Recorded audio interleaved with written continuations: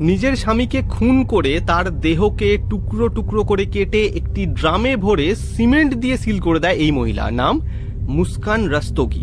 শুধু ইনি একাই নন, এনার সাথে ছিলেন এনার প্রেমিক সাহিল শুক্লা। মৃত ওই ব্যক্তি মিরাটের বাসিন্দা, নাম সৌরভ রাজপুত, যিনি মার্চেন্ট নেভিতে একজন অফিসার ছিলেন। ঘটনাটা এরকম, 2016 সালে প্রেম করেই মুস্কান নামের এই তরুণীকে বিয়ে করেন সৌরভ। এরপর 2019 সালে এই দম্পতির একটি কন্যা সন্তান হয়।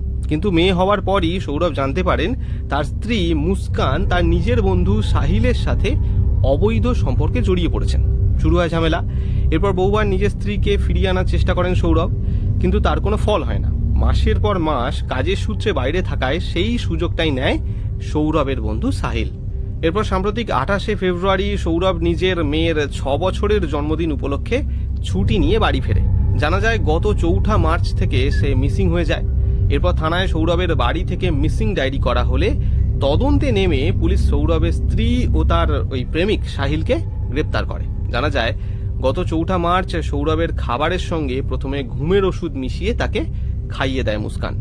এরপর সৌরভ গভীর ঘুমে আচ্ছন্ন হয়ে পড়লে তার গলা ছুরি দিয়ে কেটে তাকে খুন করে এই প্রেমিক সাহিল। हाँ, कोर्ट उसे अब फांसी ही की सजा दे।